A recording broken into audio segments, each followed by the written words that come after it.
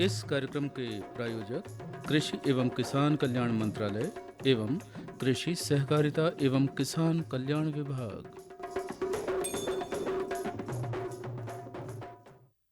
सभी किसान भाइयों बहनों और सभी श्रोताओं को संतू भैया की राम राम। और मैं लेकर हाजिर हूँ किसान भाइयों का अपना पसंदीदा कार्यक्रम हेलो किसान वाणी। तो स्वागत है आप सभी का कार्यक्रम हेलो किसान वाणी में। आप सभी को बताना चाहूँगा कि आज के हेलो किसान वाणी कार्यक्रम में आपको बहुत ही अच्छी अच्छी जानकारी मिलने वाली है जो हमारी खेतीबाड़ी के लिए बहुत ही उपयोगी होगी। हमारा आज का विषय भी आपको बताना चाहूँगा किसान भाइयों, मृदा परीक्षण का महत्व और मृदा का स्वास्थ्य बेहतर बनाने के उपाय कौन कौन से होंगे, है ना। इस विषय पर आपके प्रश्नों और जिज्ञासाओं के समाधान के लिए आज हमारे स्टूडियो में विषय विशेषज्ञ हैं आंचलिक कृषि अनुसंधान केंद्र चंदनगांव छिंदवाड़ा की कृषि वैज्ञानिक डॉक्टर हेमलता अहिरवार। तो किसान भाइयों, इसी विषय के अंतर्गत आप हमारे स्टूडियो में फ़ोन लगा सकते हैं, फ़ोन कर सकते हैं। हमारा फ़ोन नंबर है 8989116346। एक बार पुनः आप फ़ोन नंबर सुन लें 8989116346। एक बार विषय फिर से आप सुन लें, मृदा परीक्षण का महत्व और मृदा का स्वास्थ्य बेहतर बनाने के उपाय। तो डॉक्टर साहब, हमारे इस हेलो किसान वाणी कार्यक्रम में आपका बहुत बहुत स्वागत है। धन्यवाद। डॉक्टर साहब, जैसा कि ये हम जानते हैं कि हमारा देश जो है एक कृषि प्रधान देश है ना। और आज के समय कृषि का आधुनिक दौर है ना। और खेती किसानी में नई नई तकनीक भी उपयोग हो रही है। और भूमि में ही तो फसल ली जाती है, भूमि में फसल नहीं ली जाएगी तो फिर कहाँ ली जाएगी। लेकिन क्या हमें भूमि को समझने की आज ज़रूरत नहीं है क्या, है ना। क्या मृदा परीक्षण एक ज़रूरी कार्य है क्या, नहीं है। और भी प्रश्न उठता है कि भाई क्या मृदा को स्वस्थ नहीं बनाया जा सकता।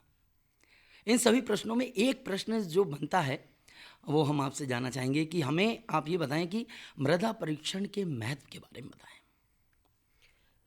धन्यवाद सर। सभी किसान भाइयों को मेरा नमस्कार। जैसा कि आपने ये बताया और कहा कि वाकई में आज वर्तमान समय में क्या मृदा स्वास्थ्य पर जोर दिया जाना चाहिए, क्या किसानों की खेती बाड़ी या उनकी फसलों की उपज को बढ़ाने के लिए मृदा का स्वास्थ्य आवश्यक है। निश्चित ही आवश्यक है सर। हम मृदा के स्वास्थ्य को जानने से पहले ये जानें कि मृदा होती क्या है। मृदा पृथ्वी की सबसे ऊपरी परत है जी जो रेत के कणों और कार्बनिक पदार्थ से मिलकर बनी होती है। जी जी यही मृदा हमारी फसल को सहारा और पोषण देती है। जी जी जी इसीलिए मृदा का स्वास्थ्य किसान भाइयों को संतुलित रखे, उपज को बढ़ाए, इसीलिए अति आवश्यक है। जी हम मृदा को अपने नज़रिए से देखें तो हम जब भी देखते हैं तो हम फसल को फोकस करते हैं कि जी। कहीं ना कहीं हमें अपनी उपज को बढ़ाना है, जी पैदावार को बढ़ाना है। जी। लेकिन पैदावार बढ़ेगी कैसे? हाँ हाँ पैदावार को बढ़ाने के लिए हमें मृदा के स्वास्थ्य पर ध्यान देना चाहिए। जिस तरह हमारा स्वास्थ्य हमारे लिए अति आवश्यक है, जी हमें सभी तत्वों की आवश्यकता होती है। जी चाहे हम मिनरल की बात करें, विटामिन की बात करें जी या न्यूट्रिशन की बात करें, जी तो हमें एक बैलेंस डाइट की ज़रूरत होती है। उसी तरह मृदा में भी 16 तत्व होते हैं जी। जो फसल को पोषण देते हैं। हाँ हाँ इन 16 तत्वों का संतुलन हम अपनी मृदा में किस तरीके से बनाए रखें, इसीलिए मृदा का स्वास्थ्य जरूरी है। हाँ और हम मृदा का स्वास्थ्य कैसे जानेंगे, हाँ। इसीलिए वर्तमान समय में मृदा परीक्षण पर अधिक जोर दिया जा रहा है। अरे वाह, ये तो बहुत ही अच्छी बात है। और देखिए इसी बीच हमारे जो कॉलर हैं वो जुड़ चुके हैं। क्या है उनका, क्या है? हेलो हेलो हेलो हेलो किसान वाणी। हाँ जी किसान वाणी, हेलो किसान वाणी, कौन बोल रहे हैं आप? जी सर, मैं ग्राम बमनी लाला पोस्ट परसोली से बात कर रहा हूँ सर, सतीश रघुवंशी। अच्छा अच्छा, रघुवंशी जी बहुत बहुत स्वागत है हेलो किसान वाणी कार्यक्रम में आपका। बताइए क्या प्रश्न है आपका? सर सबसे पहले तो मैं हमारी मैडम जी को भी बहुत बहुत धन्यवाद देता हूँ कि हमारे हेलो किसान वाणी कार्यक्रम में हम लोग के बीच में उपस्थित हुए। जी। धन्यवाद सर। जी। और मैडम मेरा एक प्रश्न ये है कि जैसे हम लोग किसान लोग जैसे खेती करते हैं, जी। मैडम जी मतलब खेती करते हैं तो पहले किसान मतलब पहले की तुलना में आदि बिगड़ मिट्टी परीक्षण मतलब नहीं करवाते थे और खेती करते थे, तो क्या ये बताइए मुझे आपकी मिट्टी परीक्षण करवाना जरूरी है क्या? नमस्कार भाई साहब। सबसे पहले मैं आपको ये बताना चाहूँगी कि जैसे हमें किसी रोग से जब हम ग्रस्त होते हैं तो हम डॉक्टर के पास जाते हैं, तो डॉक्टर हमें सबसे पहले क्या कहता है कि जी आपका ब्लड टेस्ट करवाइए, जी आपका यूरिन जी टेस्ट करवाइए, देन उसके बाद वो हमें दवाई प्रिस्क्राइब्ड करता है। जी ठीक उसी प्रकार से अगर किसान भाई अपनी फसल की उपज को बढ़ाना चाहते हैं, लागत को कम जी करना चाहते हैं, तो हर किसान भाई को अपनी मृदा की स्थिति का ज्ञान होना चाहिए। और ये ज्ञान आपको किस चीज़ से मिलेगा? कहीं ना कहीं हमें अपनी मिट्टी का परीक्षण करवाना पड़ेगा।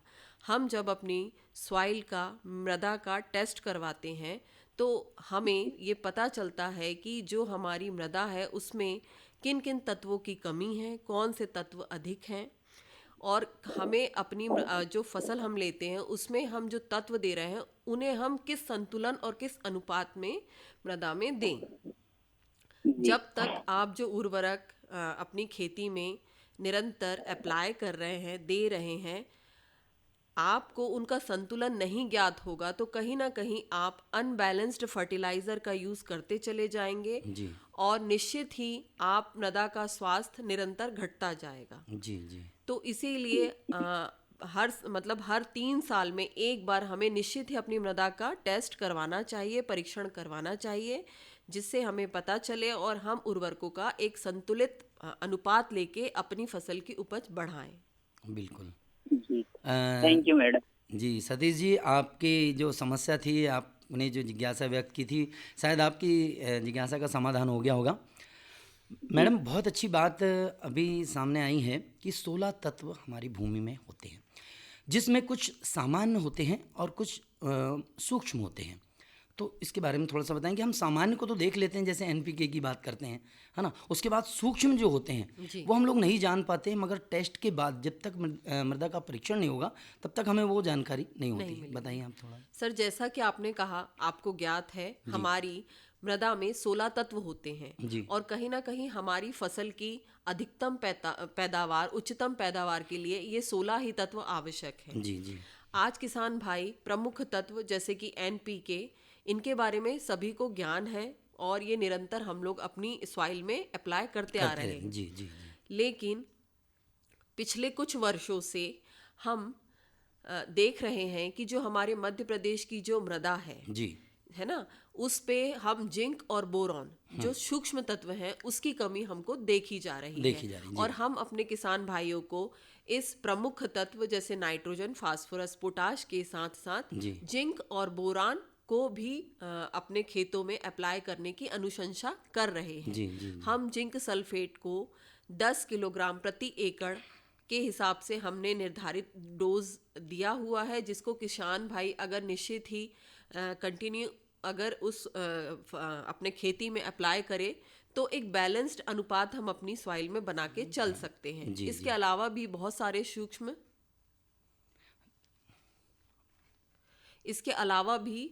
सारे सूक्ष्म तत्व हैं जो कहीं ना कहीं मृदा को जरूरी होते हैं और उन सूक्ष्म तत्वों की पूर्ति हम जैविक खाद से करते हैं। जैसे गोबर की खाद हुई, वर्मी कंपोस्ट हुआ, कचरा हुआ, इन सभी से हम उन सूक्ष्म तत्वों की पूर्ति करते कर हैं। सकते हैं। इसीलिए हमें बीच बीच में गोबर की खाद अप्लाई करना जी, चाहिए, जी, जी। FIM का यूज़ करना चाहिए, वर्मी कंपोस्ट का यूज़ करना जी चाहिए। जी जी देखिए, बहुत अच्छी जानकारी अभी हमारे श्रोता तक पहुंच रही है।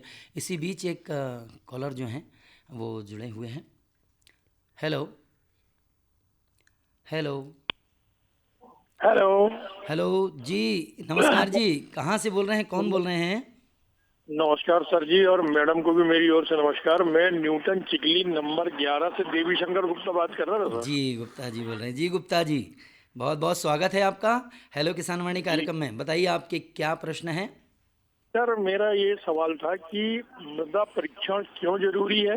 जी दूसरा ये कि सर इसको कितने वर्षों के अंतराल में मतलब हमारी मिट्टी का परीक्षण कराना चाहिए। जी और तीसरा सवाल मेरा ये था कि सर हम एक सरल उसमें कि क्या उपाय करें कि जो हमारी मतलब मिट्टी जो है खेत की मिट्टी है वो स्वस्थ स्वस्थ रहे। रहे। इसलिए सरल उसमें कि मतलब हम क्या क्या उपाय कर सकते हैं कि जिससे हमारे मतलब मिट्टी की स्वस्थ बनी रहे। बहुत ही बढ़िया आपके प्रश्न हैं। और जैसा कि आपने सुना है मैडम कि इन्होंने 3 प्रश्न किए हैं, तो आप इनके प्रश्नों में क्या समाधान देना चाहें। नमस्ते सर। जैसा कि आपने मेरे से प्रश्न किया है कि हमें मिट्टी का परीक्षण कितने समय में करवाना चाहिए, जी तो मैं आपसे ये कहना चाहती हूँ कि हर 3 साल में निश्चित ही एक बार मृदा का परीक्षण होना चाहिए। अगर कोई किसान भाई निरंतर फसल उस खेत से ले रहा है तो वो किसान भाई हर साल भी मृदा का परीक्षण करवा सकता है। जी लेकिन अगर हम अपनी मृदा को 2 फसल लेने के बाद खाली छोड़ते हैं या 3 फसल लेने के बाद एक सीजन खाली छोड़ते हैं, तो निश्चित ही किसान भाई को हर 3 साल में एक बार मृदा का परीक्षण करवाना करवाना चाहिए। चाहिए। जी जी जी। और कैसे इन कह रहे हैं, ये इनका भी ये भी क्वेश्चन है कि हमारी भूमि में मतलब जो मृदा है वो स्वास्थ्य उसका अच्छा कैसे रह सकता है। सर, हमारी जो मृदा है अगर हमें उसको स्वस्थ रखना है, साथ ही साथ हमें पर्यावरण को भी स्वस्थ रखना है, इसके लिए आवश्यक है कि जो मृदा परीक्षण हम करवाते हैं उसके अनुरूप जो हमें रिजल्ट मिलता है, तो निश्चित ही उस रिजल्ट में आगामी फसलों के लिए उसमें संतुलित उर्वरक का अनुपात दिया होता है। उसी अनुशंसा के आधार पर आपको उस आगामी फसल में संतुलित उर्वरक का उपयोग करना चाहिए। जी हमारी मृदा में हमें फसल चक्र अपनाना चाहिए। हमारी मृदा में हमें डाइवर्सिफिकेशन अपनाना चाहिए। जी हमारी मृदा में हमें एक नमी की स्थिति हमेशा बनी रहनी चाहिए। हमें जी जी मल्चिंग का यूज़ करना चाहिए। जी जी साथ ही साथ हमें 3 साल के अंतराल में हमें गहरी जुताई भी करनी चाहिए, जी ताकि वाटर होल्डिंग कैपेसिटी, जो पानी को धारण करने की क्षमता होती है, वो जी भी मृदा में बनी रहे। जी इन्हीं कुछ छोटे छोटे उपाय के थ्रू हम अपनी मृदा के स्वास्थ्य को निरंतर हम बनाए रखते हैं। बनाए रखते हैं। जी। चलिए, ये तो बहुत ही अच्छी बात हुई। तो मैं ऐसा मानता हूँ गुप्ता जी, आपकी समस्या का, जिज्ञासाओं का समाधान हो चुका होगा। देखिए एक संदेश आ रहा है, तो क्यों ना हम एक संदेश जो आ रहा है उसको सुन लेते हैं।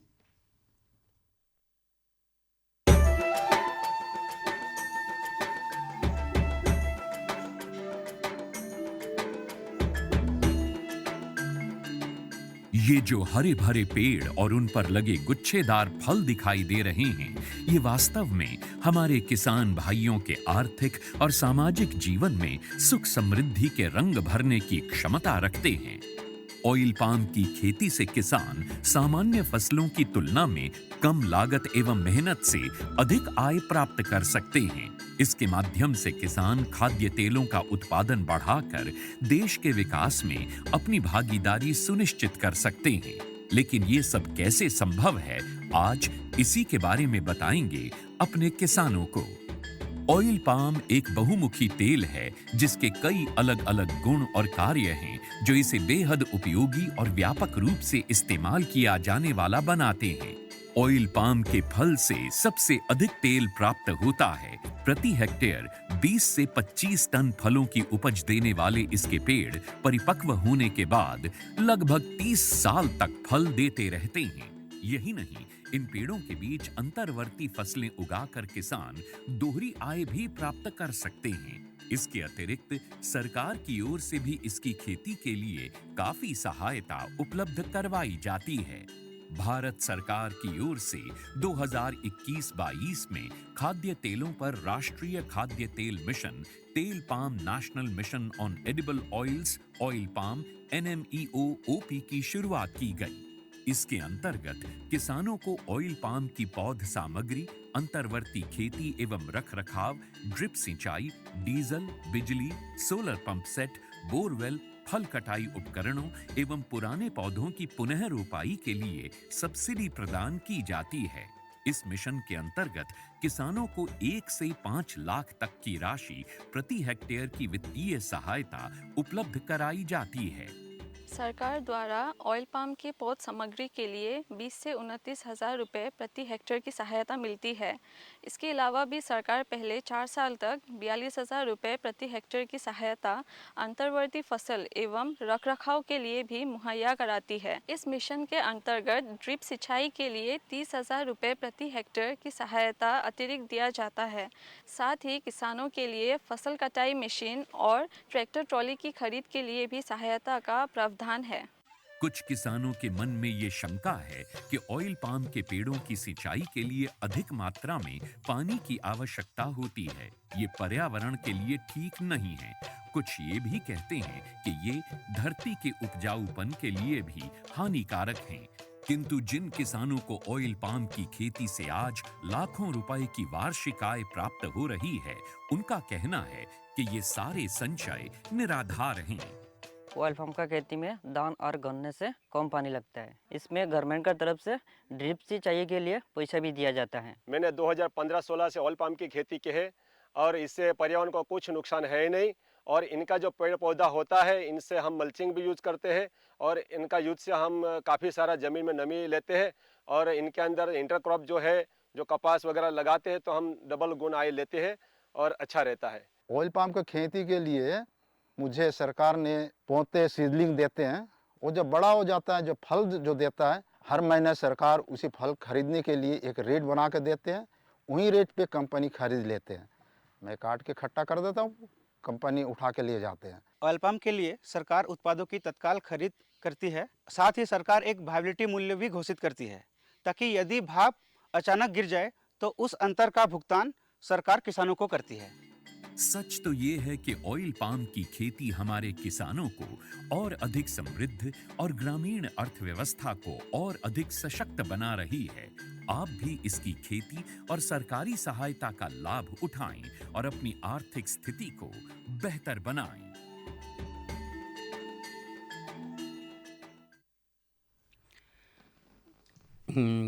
किसान भाइयों, एक बार फिर आपका स्वागत है संदेश के बाद हेलो किसान वाणी कार्यक्रम में। ये देखिए, एक और हमारे पास ये फ़ोन है, कॉलर जुड़ चुके हैं। हेलो हेलो हेलो जी, नमस्कार जी। नमस्कार जी, सिंगोड़ी से बोल रहा था साहू।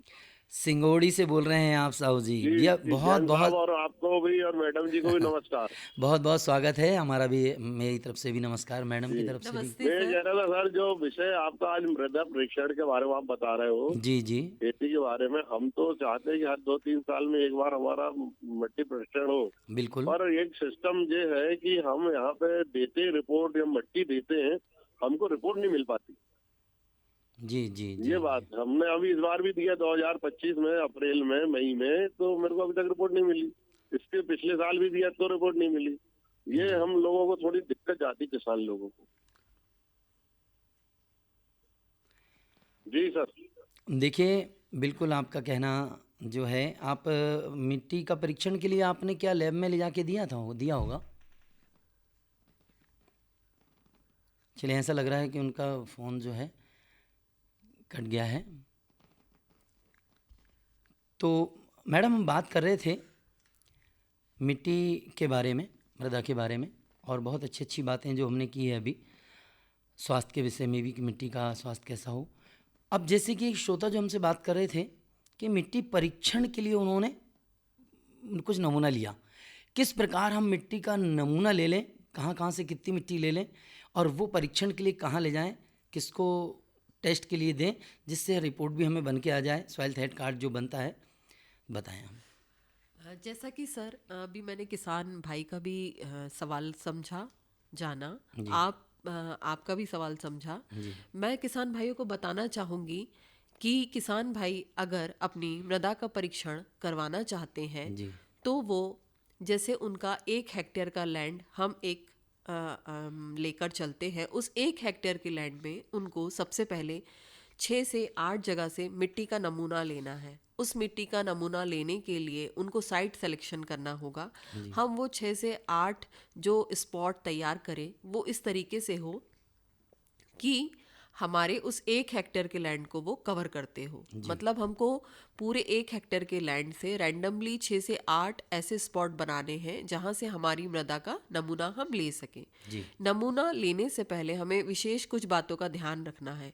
सभी किसान भाई इस बात का ध्यान रखें कि अगर आपके उस 1 हेक्टेयर के लैंड में मान लीजिए कोई पेड़ लगा हुआ है बड़ा सा, तो उस पेड़ के नीचे का नमूना हमको नहीं लेना है। मान लीजिए कोई ऐसा स्थान है जहाँ पर वो किसान भाई अपनी खाद को लाकर रखता है, तो हमें उस स्थान का भी नमूना नहीं लेना है। जैसे मान लीजिए उसका जो खेत है, 1 हेक्टेयर का जो लैंड है वो अंडुलेटिंग है, मतलब कहीं ऊंचा स्थान है कहीं निचला स्थान है, तो हमें उन स्थानों को भी अवॉइड करना है, नहीं लेना है, या फिर हम उनका जो नमूना लें उसको अलग से रखें।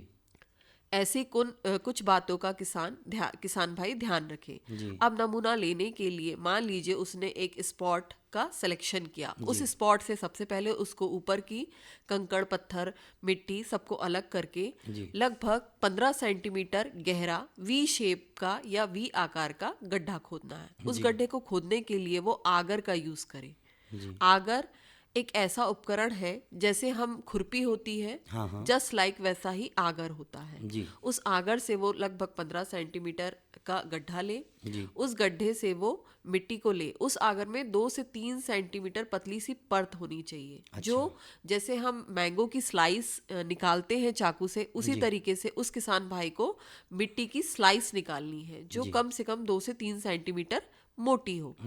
वो मिट्टी को वो क्या करे, कागज कपड़े की थैली या फिर पॉलिथीन में उस मिट्टी को वो रख ले।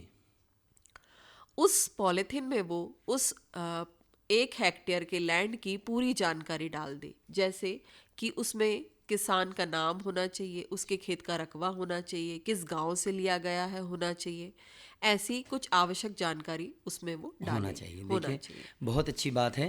हम और भी आगे बात करेंगे। ये कॉलर जो हैं जुड़ चुके हैं हमसे। Hello hello. हाँ, किशोर गाखरे बोल रहा हूँ सर, साईं मंदिर लोनिया करवल छिंदवाड़ा से।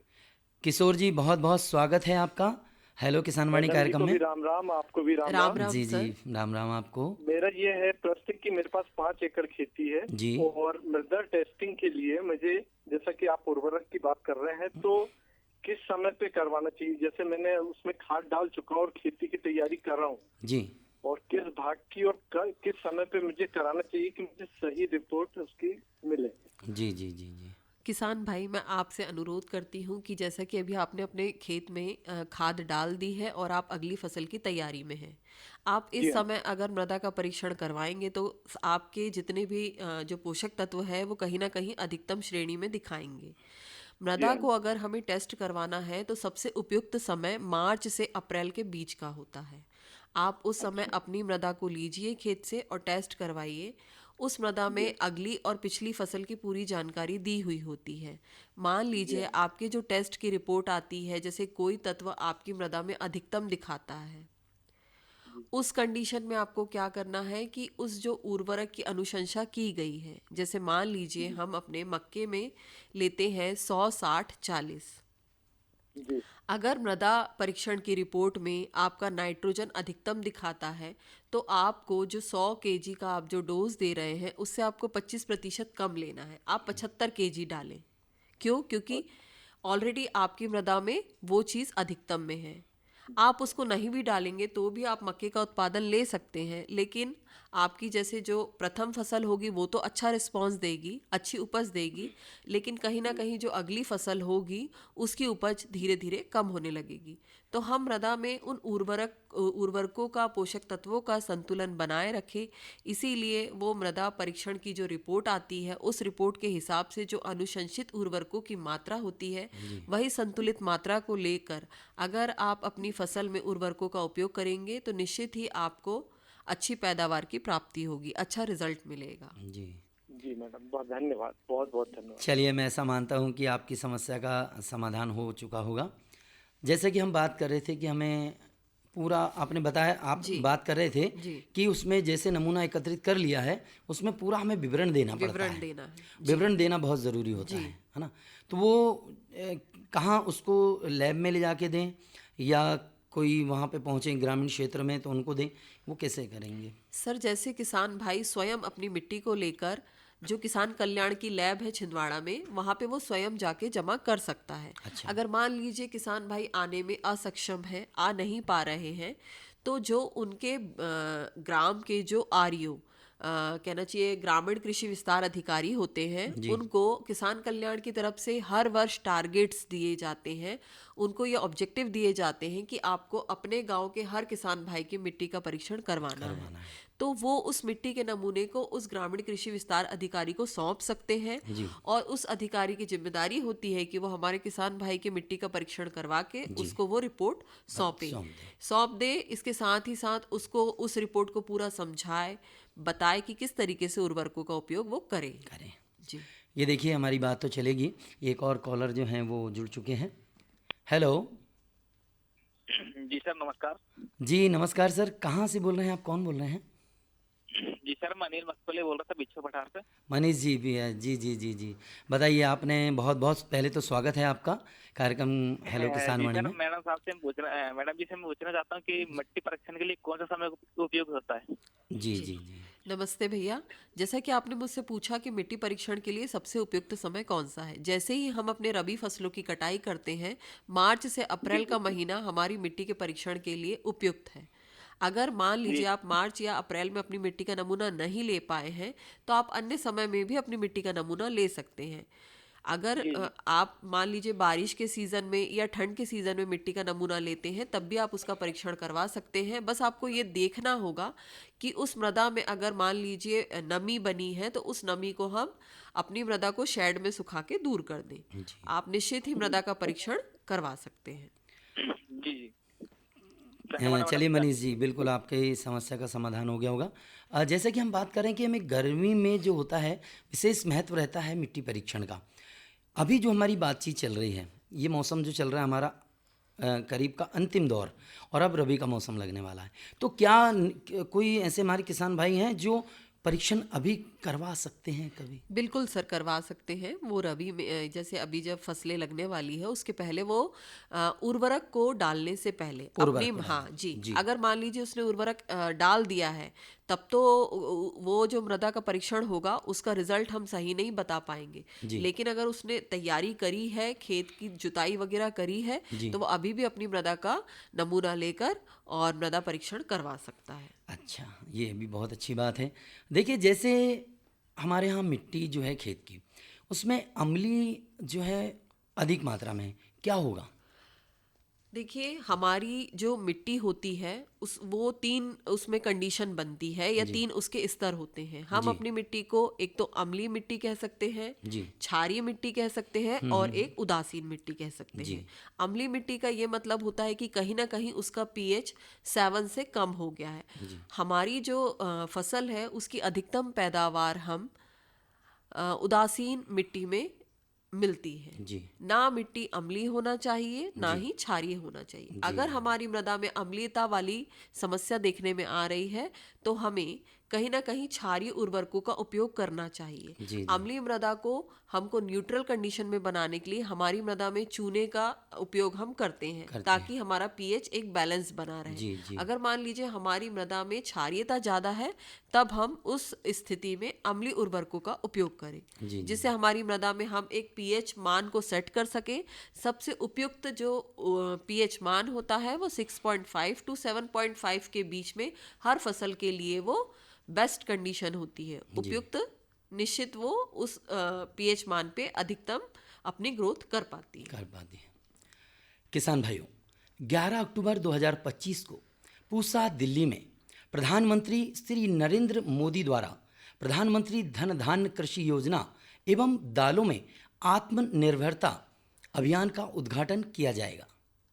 तो जैसे कि मैडम हम बात कर रहे हैं भूमि में मिट्टी के बारे में, मृदा स्वास्थ्य सुधारने का सबसे तेज तरीका क्या हो सकता है? मृदा को अगर बेहतर बनाना है, उसके स्वास्थ्य को सुधारना है, तो सबसे पहले तो हमें इसी बात का ध्यान रखना चाहिए कि हम जितना हो सके मृदा में एक्सेस उर्वरकों का उपयोग ना करें। जी। क्यों? क्योंकि अगर हमारी फसल की उपज को हमको बढ़ाना है जी। तो किसान भाई अपने दिमाग से ये बात निकाल दे कि मैं ज्यादा उर्वरक डालूंगा तो मुझे ज्यादा पैदावार मिलेगी। जी, ये जी। कहीं ना कहीं हमारी मृदा के लिए नुकसानदायक हो जाता जी, है। जी, जी। अगर मृदा के स्वास्थ्य को आपको सुधारना है तो सबसे पहले आपको जैविक खाद का यूज करना होगा, संतुलित उर्वरकों का उपयोग करना होगा, मल्चिंग की, जैसे हम फसल लगाते हैं तो मल्चिंग की व्यवस्था हम बना के रखें ताकि मृदा में नमी बनी रहे, जी। उसकी जल धारण क्षमता अच्छी हो। जी। साथ ही साथ हमें फसल चक्र अपनाना चाहिए।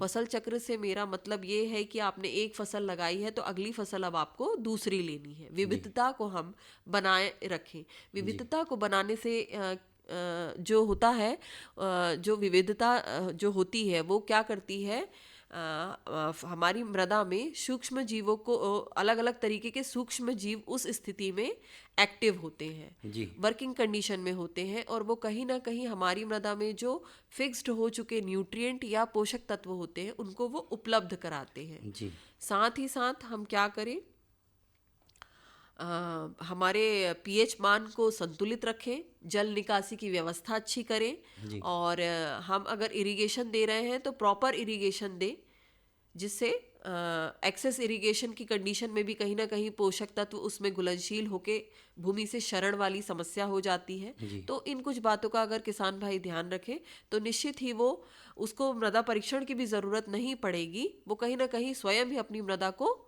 स्वस्थ बनाए रख सकता है। जी, जी, जी।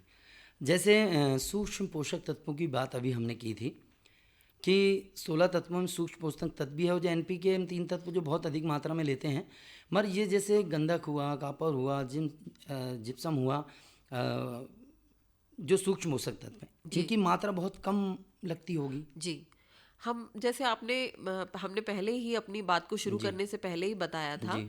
कि 16 तत्व अति आवश्यक हाँ, होते हाँ, हैं। 16 तत्वों में हम इन तत्वों को का वर्गीकरण करते हैं। तो जैसे हम बोलते हैं वृहद तत्व और सूक्ष्म तत्व।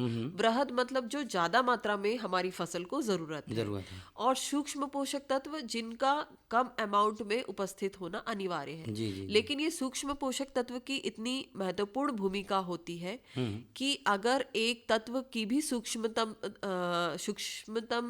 स्थिति अगर फसल में दिखाई दे रही है तो कहीं ना कहीं हमारी फसल की उपज प्रभावित हो जाती है। जी, जी। ठीक उसी प्रकार से जैसे हम अपने खाने में किसी चीज़ की कमी करते हैं तो कहीं ना कहीं उसका रिजल्ट हमारी बॉडी को देखने को मिलता है। जी, जी, जी। इसीलिए उस पर्टिकुलर सूक्ष्म तत्व की पूर्ति वो स्वयं सूक्ष्म तत्व ही कर सकता है।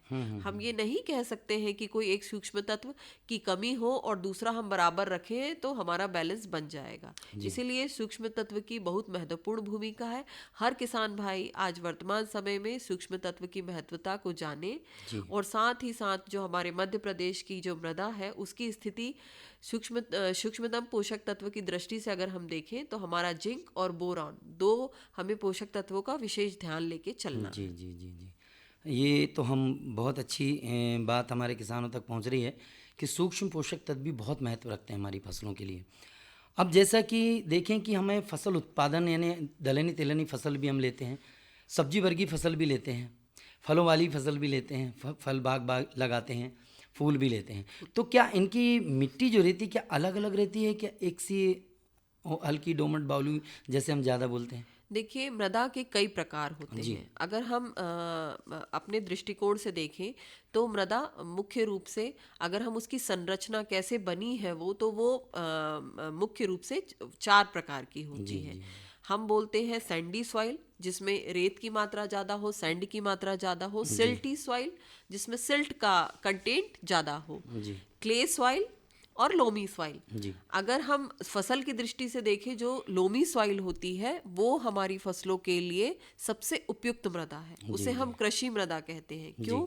क्योंकि जो लोमी सॉइल होती है उसमें हमारी सैंडी, सिल्टी और क्ले तीनों के महत्वपूर्ण गुण शामिल होते हैं। उसमें जल निकासी हम पर्याप्त अच्छा बना के रखें, उसमें ह्यूमस की मात्रा पर्याप्त होती है, उपजाऊ होती है, और लगभग सभी जो अच्छे गुण होने चाहिए वो स्लोमी सॉइल में मिलते हैं। हमारे यहाँ पे जनरली ब्लैक सॉइल देखने को मिलती है। फलों के लिए संतरे, अनार, इनके लिए हमको ब्लैक सॉइल ज़्यादा अच्छी होती है, फलों की पैदावार हमको अच्छी मिलती है। क्यों? क्योंकि इस मृदा में कहीं ना कहीं जल धारण क्षमता बहुत ज़्यादा होती है और हमें पानी की कम मतलब पानी की रिक्वायरमेंट कम होती है, हमें कम देना पड़ता है, नमी लंबे समय तक बनी रहती है और फल की पैदावार हमें अच्छी मिलती है। चलिए देखिए डॉक्टर साहब, बातें तो ऐसा लग रहा है कि करते ही जाएं, लेकिन क्या है, समय भी तेज़ी से आगे बढ़ रहा है ना। एक बात अंतिम में हम आपसे जानना चाहते हैं, यदि मृदा से संबंधित कोई अच्छी बात या महत्वपूर्ण बात छूट रही हो तो वो हमारे किसान भाई को बताएं निश्चित अंतिम दौर में। जी, मैं सभी किसान भाइयों से यह अनुरोध करना चाहूँगी कि वो अपनी फसल की पैदावार को बढ़ाने के लिए केवल फसल पर ध्यान ना देकर मृदा परीक्षण के महत्व को समझे और अपनी मृदा को स्वस्थ बनाए रखें। क्योंकि स्वस्थ धरा तभी संसार हरा है। इस सोच के साथ किसान भाई अपने स्वास्थ्य के जैसे अपनी मृदा के स्वास्थ्य को खुशहाल बनाए रखें, तभी हम सभी आगे बढ़ सकते हैं। चलिए डॉक्टर साहब, आपसे बातें करके तो बहुत अच्छा लगा। आपने बहुत अच्छी जानकारी जो मृदा के बारे में हमें और हमारे किसान भाइयों को बताया है, उनकी जिज्ञासाओं का समाधान भी किया है आपने। निश्चित तौर पर हमारी आज की चर्चा हमारे किसान भाइयों के लिए लाभकारी सिद्ध होगी, है ना। डॉक्टर साहब, आपका हम बहुत बहुत धन्यवाद करें आकाशवाणी की तरफ से और सभी हमारे श्रोता किसान भाइयों की तरफ से, क्योंकि आज की जानकारी जो है, हमारे किसान भाई कई हैं ऐसे जो मिट्टी का परीक्षण समझ लो आज तक नहीं कराया उन्होंने।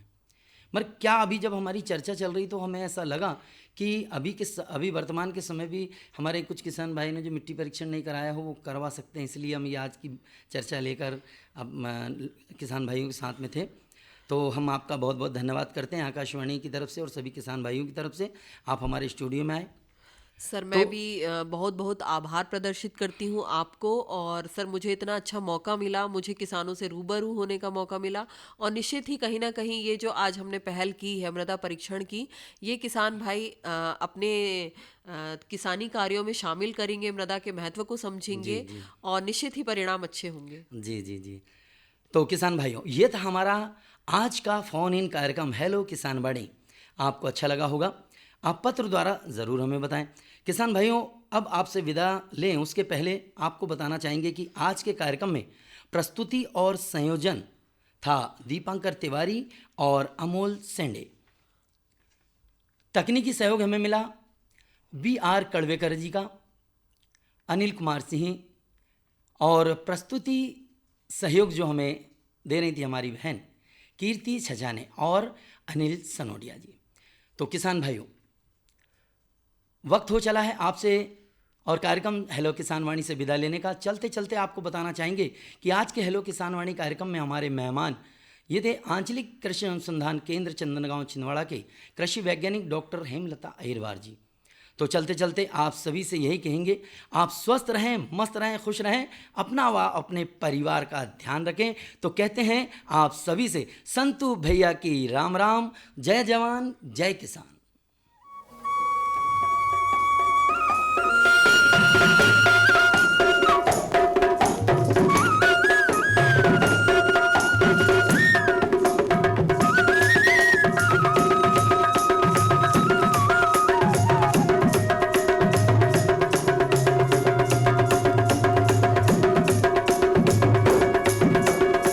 इस कार्यक्रम के प्रायोजक कृषि एवं किसान कल्याण मंत्रालय एवं कृषि सहकारिता एवं किसान कल्याण विभाग।